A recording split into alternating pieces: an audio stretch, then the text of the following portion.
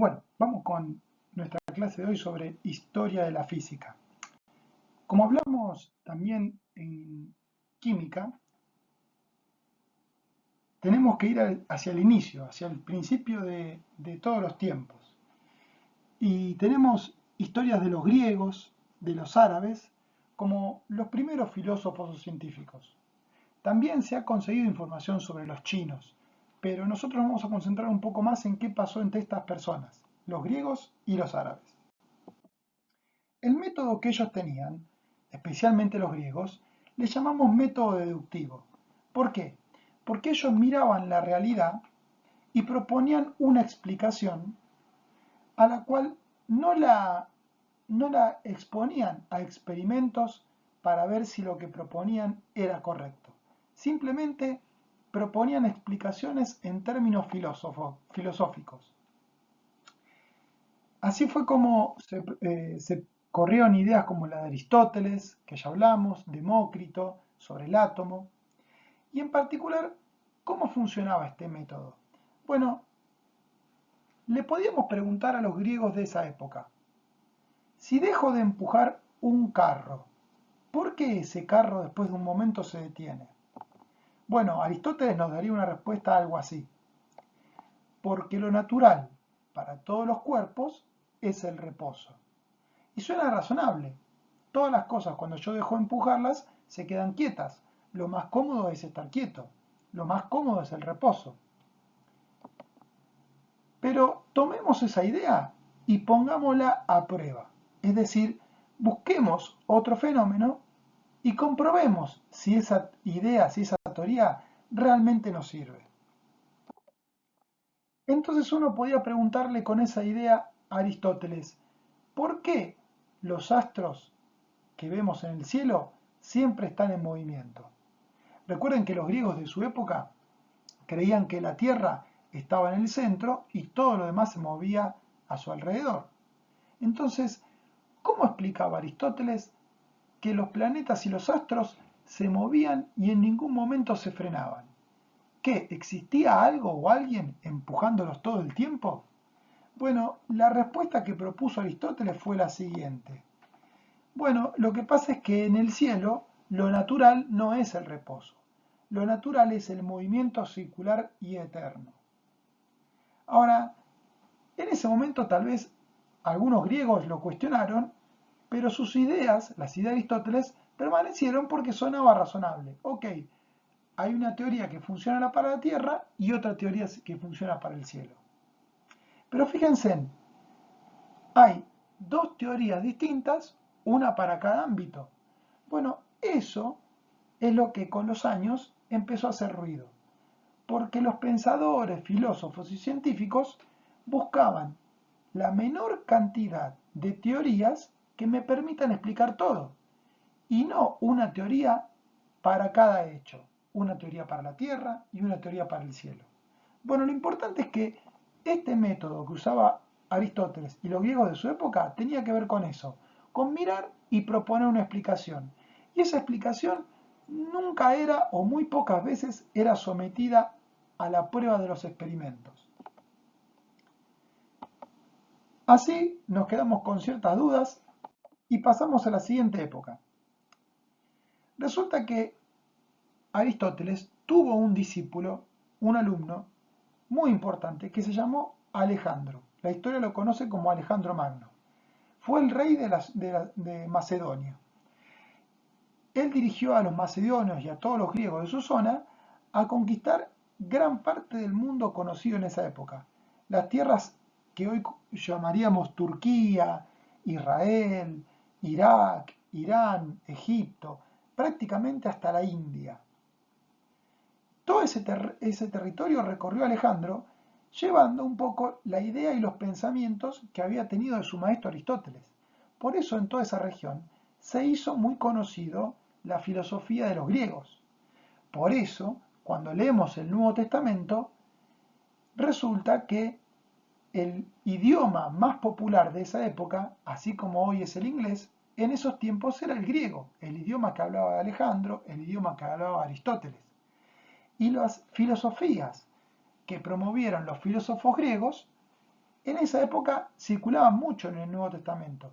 Inclusive ustedes pueden, cuando lean Hechos, en el capítulo 17, van a ver que el apóstol Pablo tuvo que discutir con griegos filósofos, que eran gente que había aprendido de estos filósofos. Pasaron los años y ese territorio que había sido de los griegos pasó a ser mano de los romanos. Y cuando ya los romanos no pudieron resistir, llegó la siguiente civilización a ocupar toda esa región, que son los que hoy llamamos los árabes. ¿Por qué menciono los árabes? Porque los árabes se dedicaban mucho, como los filósofos griegos, a investigar, a hacerse preguntas, ¿sí? Y como ellos ocupaban esa región que antes había sido de los griegos, empezaban a estudiar lo que habían escrito los griegos como Aristóteles. Y en especial, hubo un árabe en el año 1000 después de Cristo, estamos hablando de 1300 años después de Aristóteles, que se cree que este señor árabe, que vivió en Egipto, fue el primer científico experimental. El primer científico que dijo, ok, agarremos todas estas ideas que circulan por ahí y pongámoslo a prueba con experimentos. Especialmente Alhazen trabajó sobre lo que llamamos hoy la óptica. Es decir, se encargó de estudiar mucho qué es el ojo humano, qué es lo que vemos, las imágenes, la luz, y todo eso lo sometía a experimentos. Ahí está él, por ejemplo, tratando de encontrar una imagen adentro de un cuarto oscuro, tratando de ver la imagen que está detrás por un agujerito. Es algo muy complicado que no lo vamos a hablar ahora, pero aunque no lo crean, eso es la base de lo que más tarde se conoció como la fotografía. ¿Sí? Alhazen no es que estaba tomando una fotografía, pero está usando el principio que más adelante usaron las cámaras fotográficas. Lo importante es que, según los registros históricos de la ciencia, él fue el primero que propuso comprobar la teoría con experimentos. Más o menos podemos llamar 500 años después, se pudo ver lo que llamamos hoy la revolución científica. Es decir, aquello que Alhazen comenzó a hacer en el año 1000, cada vez más los científicos de Europa empezaban a ponerlo a prueba. Es decir, tomaban las ideas de los griegos, y que también algunos filósofos árabes habían propuesto, y las sometían a prueba a través de experimentos, de observaciones, a ver si esas teorías estaban bien o había que proponer nuevas explicaciones, nuevas teorías. Un caso que marcó un punto muy importante en la historia de la ciencia fue este señor llamado Nicolás Copérnico.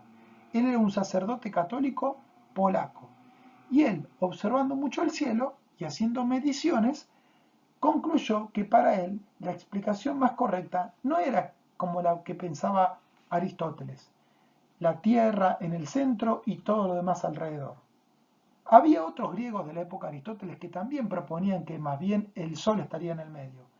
Pero fue Copérnico el primero que escribió todo un libro explicando por qué el Sol debería estar en el centro y los planetas alrededor según las mediciones y cálculos que él hizo. Galilei, que fue un hombre que vivió unos años después que Copérnico, también apoyó estas ideas con lo que hoy ya llamamos el telescopio. Yo ya les hablé de Galileo y el telescopio, pero hoy les quiero hablar en un poquito más acerca de cómo Galileo usó los experimentos para comprobar si lo que Aristóteles pensaba era correcto. Una de las ideas de Aristóteles era que cuerpos cada vez más pesados caen con más velocidad. Entonces Galileo dijo, ¿será cierto esto? Que cuerpos con distinto peso caen a distinto tiempo, o sea, van con distinta velocidad. Bueno, veámoslo, probémoslo, pongámoslo a prueba. Y entonces hizo lo que nosotros conocemos como el experimento de Galileo, donde subió a una torre, la torre de Pisa, y allí lanzó cuerpos. Y como ya les conté, encontró que cuerpos con distinto peso llegaban al mismo tiempo. Conclusión, no es cierto que los más pesados viajan más rápido. Todos viajan a la misma velocidad, pero la Tierra los atrae distinto. A eso llamamos gravedad y a esa fuerza de atracción llamamos peso. Por eso las cosas pesan distinto. La Tierra nos atrae con distinta intensidad. Otra idea que propuso Galileo es la que llamamos la relatividad. Galileo pensó, si estamos adentro de un barco y lanzamos una pelota hacia arriba, mientras este barco va navegando, solamente vamos a ver a la pelota subir y bajar. Pero alguien que esté en el puerto y vea esta experiencia, va a ver que en realidad la pelota, en vez de hacer un sube y baja, lo que va a hacer la pelota es lo que llamamos una parábola, porque a la vez que la pelota sube y baja, también avanza con el barco. Conclusión, la trayectoria de un cuerpo es algo relativo, es decir, depende del observador que está tomando nota. La velocidad, ya lo dijimos la clase pasada, es un concepto relativo. Justo Jani había mencionado el ejemplo de que viajar a cierta velocidad hace que no nos demos cuenta o que pensemos que otro auto viaja a velocidades distintas que la que mediría alguien que está parado afuera. Así que la velocidad es relativa, pero también hay conceptos que son invariantes, según Galileo. Había conceptos que no dependen del observador. Por ejemplo, el desplazamiento y el tiempo. Es decir, un barco se desplaza, por ejemplo, 20 kilómetros y es lo mismo si lo medimos viajando en el barco que si lo medimos desde afuera. Esos 20 kilómetros, el barco los recorre en un tiempo que es igual medido desde adentro del barco en movimiento que medido desde un puerto mirándolo quieto desde afuera. Newton también trabajó sobre el movimiento. Él publicó sus investigaciones en ese libro que se llama Principios de la Filosofía Natural. Y entonces tomó la pregunta de Aristóteles. ¿Qué pasa con un carro si lo dejo de empujar? ¿Por qué se frena? Bueno, Newton propuso una nueva explicación. El carro se frena no porque desaparecen fuerzas que lo empujen, sino porque aparece una fuerza que lo frena, fuerza que hoy llamamos rozamiento. Porque para Newton lo natural no es el reposo, lo natural de un cuerpo es mantener su estado de movimiento. Por lo tanto, si no existiese esa fuerza de rozamiento que frena al carro, es decir, el carro raspándose con el pasto o el carro frenándose por el viento, si no existiera eso, el carro seguiría viajando a la misma velocidad. Eso es lo que llamamos principio de inercia. Llevó esta misma explicación al cielo y a los astros. Entonces, Newton dijo, por esto es que los planetas no se detienen, por eso no se frenan, porque no hay una fuerza que los esté frenando. Los planetas mantienen su estado de movimiento. Es decir, con esa misma explicación que usaba para la Tierra, la usó para lo que ocurría en el cielo. Esto es lo que llamamos el principio de inercia. Y esto es una teoría que une todo, lo que pasa con la Tierra y lo que pasa en el cielo. Newton, como él creía en Dios, él pensaba que, y creía, creo yo muy correctamente, que allá en Génesis capítulo 1, cuando el Señor creó todo, es como que le dio un empujón a todo el universo y desde entonces Dios no está frenando nada, por lo tanto, todos los cuerpos siguen la ley de inercia que habrá puesto Dios. Es decir, todos los cuerpos se siguen moviendo así como Dios les dio su movimiento inicial. Mientras tanto, se seguía estudiando e investigando acerca de el calor y la temperatura, en lo que llamamos la termodinámica. En 1845, James Joule, ya les conté, propuso un experimento donde lo que él hizo fue calcular cuánto trabajo había que hacer, es decir, cuánto esfuerzo, cuánta energía había que gastar para aumentar 1 grado Celsius la temperatura del agua. A esa energía es lo que en física lo llamamos calor. Hay muchas cosas más para hablar de la termodinámica en la historia de la física, pero quiero seguir adelante porque no tenemos mucho tiempo. El electromagnetismo, es decir, los estudios sobre la electricidad y sobre el magnetismo. Bueno, ya los griegos habían notado, como les conté el otro día, que esa piedra llamada ámbar, cuando uno la frota, atrae ramitas y hojitas de papel. Por eso a ese ámbar que llamaban electrón le dio lugar a los llamados fenómenos eléctricos del electrón. William Hilbert, que fue este médico inglés, él, hablando de los fenómenos eléctricos, empezó a clasificar y a determinar que no todos los cuerpos hacían lo que hacía el ámbar, es decir, no todos los cuerpos atraían después de ser frotados. Así clasificó materiales que llamamos conductores eléctricos y materiales aislantes eléctricos. Para 1747, el señor de los billetes de $100, Benjamin Franklin, propuso que existían cargas eléctricas positivas y cargas eléctricas negativas. Franklin, además de ser político y uno de los fundadores de Estados Unidos, había sido un gran científico. Fíjense en cómo todo esto que les cuento parte de la experimentación.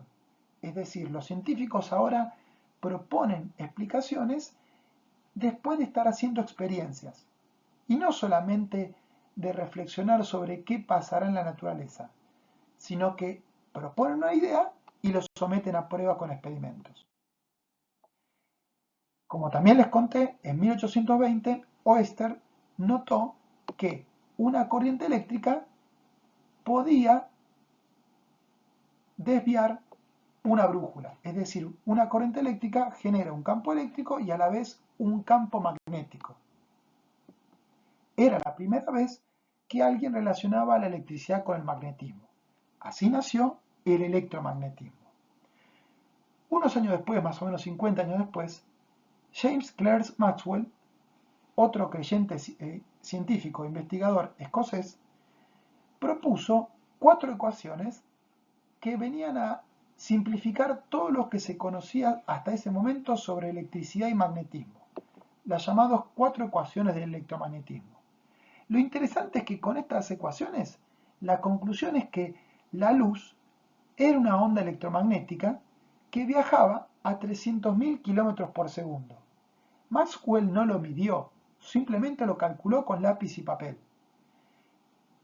Muchos científicos habían tratado de medirla a la velocidad de la luz, pero fíjense, es tan rápida la luz que es imposible medirla así nomás. Pasaron muy poquitos años después, cuando empezó la siguiente revolución científica que hoy llamamos física moderna, y justamente con esto último que les menciono, la velocidad de la luz. Un experimento que trató ya no de calcular, sino de medir la velocidad de la luz, fue el experimento que hicieron Albert Michelson y Morley, 2 científicos norteamericanos. Ellos, con una especie de telescopio, trataron de medir la velocidad de la luz y compararla con el cálculo que había hecho Maxwell. Bueno, la conclusión es que las mediciones que hacían ellos no daban lo que decía Maxwell. Por más de 20 años, Michelson y Morley trataron de mejorar su experimento pensando que ellos estaban haciendo algo mal, pero siempre le daba el mismo valor que era distinto al de Maxwell. Entonces los científicos empezaron a dudar de que si el trabajo de Maxwell estaba bien o estaba mal. En 1905, Albert Einstein propuso una teoría donde lo que él decía era que, por un lado, el experimento de Michelson y Morley estaba bien, pero por otro lado, los cálculos de Maxwell también estaban bien. Entonces uno podía decir, ¿pero cómo?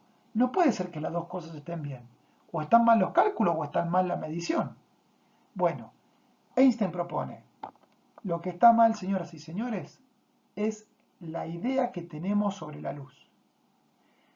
Propuso una teoría que hoy llamamos la teoría de la relatividad, donde él dice, miren, lo que dijo Galileo sobre que el espacio y el tiempo son invariantes, es decir, no dependen del observador, yo lo pondría en duda. Yo diría que lo que nos demuestran estos experimentos de Michelson y Morley es que lo que se mantiene siempre igual es la velocidad de la luz. Y lo que como conclusión va a cambiar es la medición del tiempo y del espacio. Eso, aunque hoy no les parezca, generó una revolución grande, porque quiere decir que el tiempo no transcurre igual para alguien que está paradito en el suelo que para alguien que viaja en un vehículo a determinada velocidad. Claro, la verdad es que a la velocidad que estamos acostumbrados nosotros no hay diferencia. Las diferencias, según los cálculos de Einstein, se perciben cuando uno viaja a velocidades similares a la de la luz. Por eso les dije la clase pasada que la física moderna se rompe o empieza a cambiar cuando consideramos velocidades cercanas a la velocidad de la luz. Bueno, esto no se pudo comprobar hasta 1944, cuando se hicieron experimentos con partículas que viajaban casi a la velocidad de la luz y se demostró que para esas partículas el tiempo y el espacio no transcurren igual que si estuviesen quietos. Otro experimento que quedaba sin resolver era uno que se conocía como la catástrofe ultravioleta. En realidad no era un experimento, perdón, había un experimento, pero no existía una verdadera catástrofe. Era solamente una conclusión absurda a la que se podía llegar con los conocimientos que había en ese tiempo sobre el calor y la temperatura. La teoría termodinámica no daba los resultados que la experiencia daba. Entonces, ¿había que corregir la termodinámica? Bueno, Max Planck concluyó que sí, que había que cambiar la idea que teníamos sobre la energía y que la energía, en lugar de transmitirse de manera continua, la hacía en pequeños paquetes llamados cuantos. Así nació la teoría cuántica. Finalmente, especialmente con la teoría cuántica, el ser humano volvió a preguntarse lo mismo que se preguntaban al principio los griegos. ¿De qué estamos hechos? Y hasta el día de hoy seguimos preguntándonos eso. Los que confiamos en el Señor sabemos que el Señor tiene la última respuesta, pero muchos científicos, creyentes y no creyentes, siguen buscando a ver de qué estamos hechos. Se siguen haciendo experimentos y se siguen proponiendo ideas y teorías buscando aquella partícula más chiquitita posible que una pueda decir, bueno, esta es la partícula que creó Dios y que a partir de ahí existimos todos.